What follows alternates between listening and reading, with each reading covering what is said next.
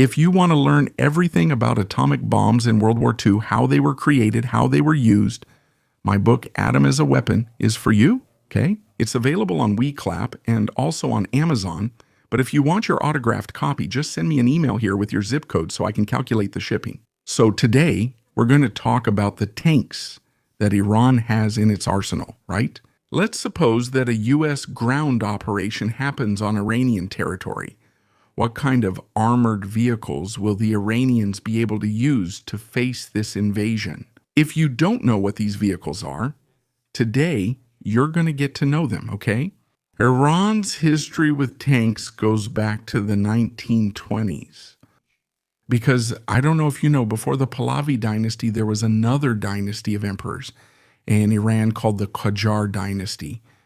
This dynasty, which existed until 1925 at the beginning of the 20th century, tried to modernize Iran, right? But, to take Iran from all that backwardness, from that tribal territory that existed to modern warfare, and therefore it sent some of its army officers, a group of officers, for training with the Russian Imperial Army, the Tsarist Army, right at the end of the 19th century, beginning of the 20th century.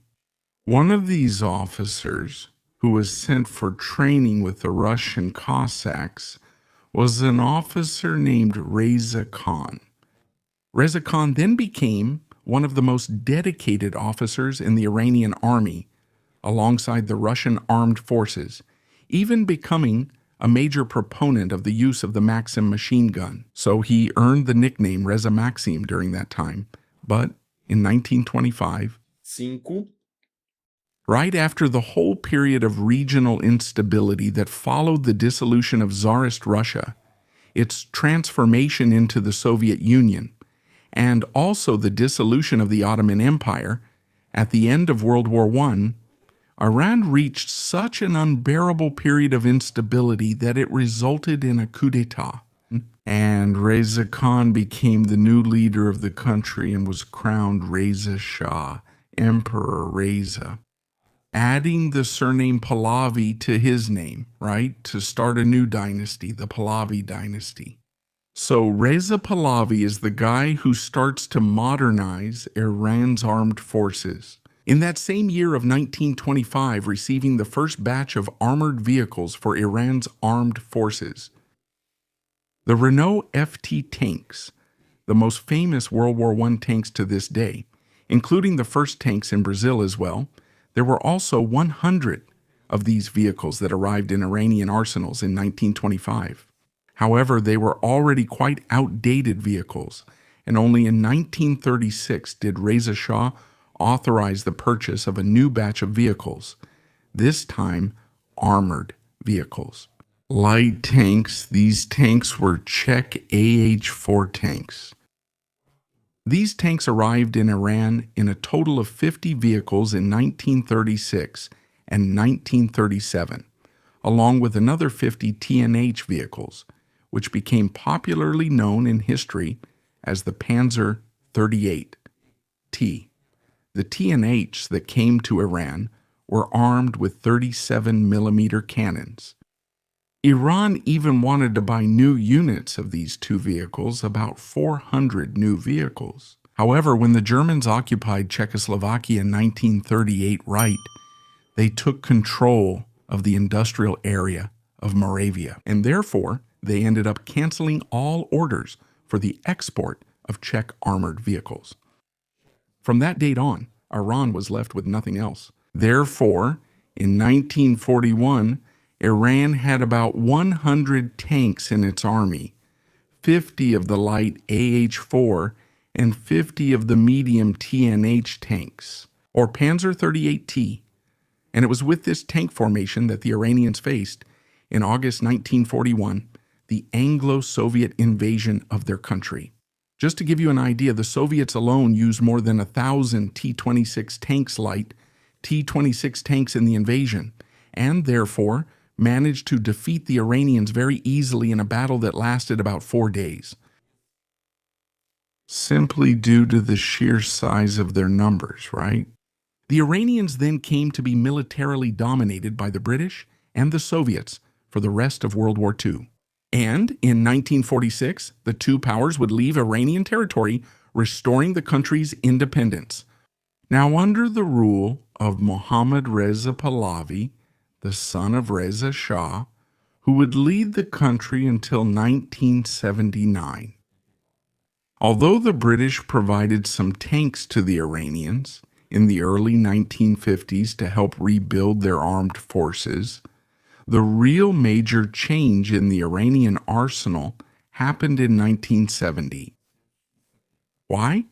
Because in 1970, with Richard Nixon under pressure in the United States, with the completely adverse situation in Vietnam, he wants to reduce the American presence in various parts of the world, supporting local Allied regimes instead. And a local Allied regime there in the south of the Soviet Union is the Shah's regime. So Richard Nixon opens the American arsenals so that the Shah can purchase American war materials. And among the American war materials that the Shah buys are M47, M48, and M60 tanks. Patton, all three models of the Patton family, which starting in 1970 begin to arrive in Iran. There are 400 M47 tanks, 180 M48 tanks, and 460 M60 tanks, right? All these tanks, even though they were acquired back in 1970, have an incredible historical importance for Iran, and many of them are still active today, as you will see. After that, guys, the oil crisis of 1973 greatly benefited the Iranian arsenals, and so the Shah made a huge purchase of Chieftain tanks from Great Britain. So, the Chieftain tanks, which had entered service with the British Armed Forces at the end of the 1960s, started arriving in large numbers for the Iranian arsenals in 1973. The Chieftain Mark III and the Chieftain Mark V, respectively, in 1973 and 1975, arrived in the Iranian arsenals in a total of 707 units. And later in 1976, another 195 units of the FV 4030 arrived, which is an upgrade, actually the first second-generation version of the Chieftain. And then, the Shah still places an order for hundreds of FV 4030 vehicles of the second upgraded generation, meaning with new engines, new electronics, and weaponry. But this new order, this new batch, is canceled due to the 1979 revolution. In 1976, the same year that the Shah makes this last purchase of Chieftains, he also buys a few hundred light vehicles, light armored vehicles, light tanks, FV-101 Scorpion, together with the British as well. These Scorpions are also still in operation to this day. But then, in 1979, the revolution happens, and the revolution cuts it off. The supply of parts, both from the United States and from Great Britain, causing the entire arsenal of Iranian tanks to be in limbo, with no new spare parts, no new ammunition arriving. And this situation gets much more complicated starting in September 1980 when Iraq invades Iran. Iraq invades Iran precisely because it knows Iran is in this situation, right? The situation in Iran after the revolution led to several losses in the commercial, diplomatic, and industrial sectors, and really put the country in a tough spot. There will even be an Iranian counteroffensive called Operation Nasr between January 5 and 9, 1981, which is the largest tank battle since World War II. Since World War II, it's the largest tank battle. Why? In this battle, 350 Iraqi tanks and 330 Iranian tanks are involved. Most of the Iranian tanks were American M60s and British Chieftains. But here's the thing, man. The Iraqis used Soviet T-62 and T-72 tanks, which were lighter tanks and had greater mobility. In that very rugged desert, and uneven terrain of the battlefield there in Khuzestan. So the Iraqis lost 45 tanks in this major Operation Nasr, but the Iranians lost no less than 214 tanks in that battle. 214 tanks. The vast majority of those tanks were chieftains, because the Iranian chieftains, most of them first generation, had a pretty poor power-to-weight ratio. The engine wasn't enough. It didn't have enough power to really move the whole weight of the vehicle over rough terrain, making these vehicles very prone to failures, very prone to defects, and they were essentially immobilized in the field, becoming easy targets for the Soviet tanks used by the Iraqis. Meanwhile, during the war that lasted from 1980 to 1988, Iran also captured many Iraqi tanks. Most of these tanks were Soviet T-55S used by the Iraqis. And at the same time, the Iranians managed to make their first tank purchase after the revolution from the Chinese and the North Koreans. The Chinese and the North Koreans sold them about 300 Type 59 tanks. The Type 59 is a Chinese version of the Soviet T-55 tank. So the Iranians largely renewed their tank arsenal with Soviet T-55 tanks around that time. The end of the Iran-Iraq War in the late 1980s, and also the end of the Cold War in the early 1990s and 1991, with the dissolution of the Soviet Union, completely changed the whole picture. That fatwa from Ayatollah Khomeini considering the Soviet Union as the Great Satan would become moot because the Soviet Union was dissolving. So Russia becomes a potential ally of Iran, or at least a very close trading partner. And from then on, Iran buys, in 1993, the license to manufacture the T-72 tank, which in fact was the tank that prevailed on the battlefield during the war with Iraq, a model that the Iraqis used in large numbers. So, the T-72 is introduced into the Iranian arsenal in the early 1990s with this manufacturing license purchased from Russia. Alongside that, the Iranians also managed to buy another 140 T-72s directly from the stockpiles of Poland and also Belarus. It's worth remembering that these tank purchases that Iran manages to make are one-off purchases. At no point are the Iranians able to establish a continuous supply line with the country, because throughout the 1990s, these countries also joined the international sanctions imposed on Iran. So, what happens from that point in time in the 1990s is that these vehicles, the Chieftain, M60, M48, M47, and especially the T-72, will become the backbone of the Iranian tank arsenal up to the present day. And from that moment on, in the 1990s, the Iranians will enter a very intense process of localizing production and modernizing these tanks, right? So the first model we need to talk about from the current Iranian tank arsenal is precisely the T-72S, which is the variant of the T-72 that Iran purchased the manufacturing license for from Russia in the early 1990s. And this manufacturing license, which lasted from 1993 to 2012, reached the official production number of 2,538 vehicles. Why do I say official? Because many people believe that the Iranians continued producing more vehicles outside the official contract with Russia. Okay? So, illegally. These T-72S are armed with a 125 millimeter smoothbore gun, right? And most of these vehicles today, almost 3,000 vehicles we can say, right? Most of these vehicles today are in storage due to the lack of spare parts, right?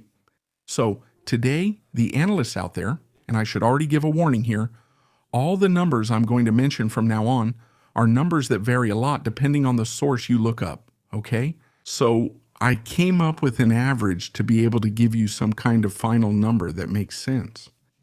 However, it's worth emphasizing again, these are numbers that change a lot depending on the source you read.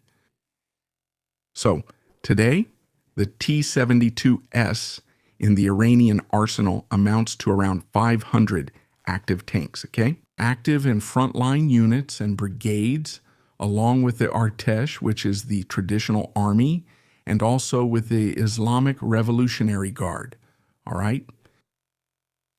Then, next, we have another tank that you might even confuse with the T-72, but no, it's the Type 72Z, okay? The Type 72Z is not the Soviet Iranian T-72S, no. The Type 72Z, also known as Safir 74, is a modernization of the T-55 tanks. Okay? First post-war generation of Soviet tanks that moves away from the T-34, right? So the T-55 and T-54, which were captured from the Iraqis, along with the sample vehicles they bought from the Chinese and the North Koreans, were modernized to this standard known as the Type 72Z or Safir 54. With the replacement of the original armament by a 105mm rifled gun with heavy use of reactive armor. Okay? Reactive armor. Sorry, I said ammunition. Reactive armor means ERAs, those little boxes, right? These kinds of rectangular blocks that you see covering the entire surface of the tank, especially its turret, right? Those are small explosives that are supposed to detonate the projectile fired at the tank before that projectile reaches the tank's armor, okay? Today, by 2026 standards, the effectiveness of this reactive armor is seriously questioned. Even in Ukraine, we've seen very limited success with this type of reactive armor, okay? But the Safir 74S are also equipped with laser sights, right? With laser rangefinders there to be able to aim the main gun. From 1996 onwards, the Safir 74S started being manufactured, right? They started coming off the production lines as upgraded versions of those old tanks. And according to sources, production reaches 400 units. 400 modernized units. Although other sources say that in 2026 currently, only 10 of these Safir 74 are active, okay? They are actually on the front line. Our itinerary, sorry. Our arsenal of Iranian tanks continues with the Zulfikar family, which includes the Zulfikar-E, Tatrun, and also Thursa, right? These vehicles are quite interesting, right? Because they're a very peculiar mix of 3 different vehicles. Actually, even 4, right? They use components from the T-72, the M47, the M48, and the M60 patent, right? So interestingly, it's a mix of American and Soviet vehicles from the Cold War. So the Zulfikar tanks, they use 125mm smoothbore main guns, right? These are Russian-made weapons, okay? They're Russian-made cannons that were bought by the Iranians. And starting in 1996, a production line for 400 units of the Zulfikar, I was started there in Iran. The Zulfikar II was not mass-produced, only a prototype was made, but starting in 2011. A line of 150 Zulfikar III vehicles came off the Iranian production line, right? And the Iranians also introduced in 2016 a final modernization of the T-55 tanks, which is the TM tank, okay? This TM tank brought numerous innovations, both in electronics and in offensive and defensive weaponry, as well. However, it's still not known today if it ever left the prototype stage, right? It seems like it's still just at the prototype stage. Well, after that, we have the Tozen, okay? The Tozen is a vehicle that's a modernization of the Scorpion. Remember when I talked about the British Scorpion light tanks? These new Tozen vehicles, then, they use a 90mm rifled gun, and they also have an anti-tank missile launcher mounted on them, a two-fan anti-tank missile launcher, okay? So it's a vehicle that's like a tank destroyer, a small light tank destroyer, and in 1997, 20 units were built, okay? Then guys, we go back to the old Chieftain. The British Chieftain, bought in the 70s, underwent a modernization in 2006 called Mobaris. And this Mobaris was fitted with a 120mm smoothbore gun, also with a laser rangefinder, right? And 50 units of this Mobaris are said to have been manufactured since 2006, right?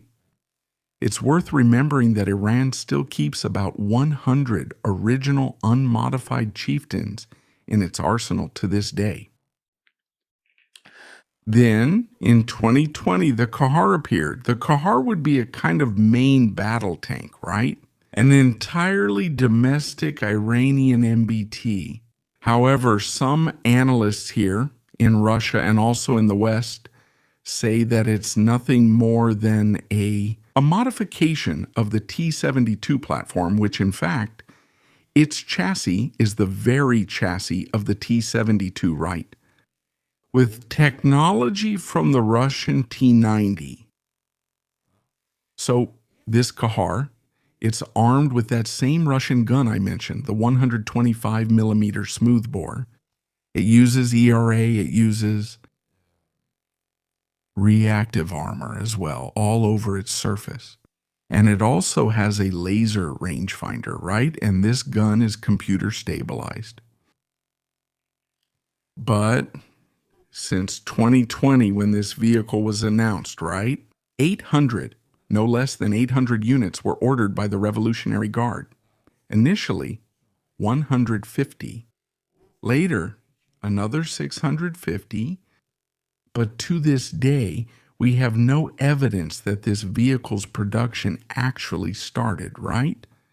There is still no full confirmation of that to this day. Then finally in 2024, the Suleiman 412 appears. The Suleiman 412 is a modernization of the American M60 Patton, which was also purchased back in the 1970s. This Suleiman 412, it received some upgrades to its armor, structures that gave it a modern look. It has a 120mm smoothbore gun and is also covered by reactive armor. It's stabilized, the gun is stabilized, and you also have the laser rangefinder up there. And it was announced in 2024, but there's also no clear idea of how many units have already been upgraded to this standard. Right? In any case, Iran still maintains, according to analysts, about 200 original M60s from the 1970s in its arsenal. So that's Iran's tank arsenal as of 2026. Tell me, did you already know about these vehicles? Was this a big surprise for you? What do you think is the actual combat potential of these tanks? Let us know in the comments. If you like this video, then share it with your friends and also give us a thumbs up. Don't forget to subscribe to Sala de Guerra so you don't miss anything else. I'll stop here for now. Thanks again for watching, and here's a big hug from Sala de Guerra.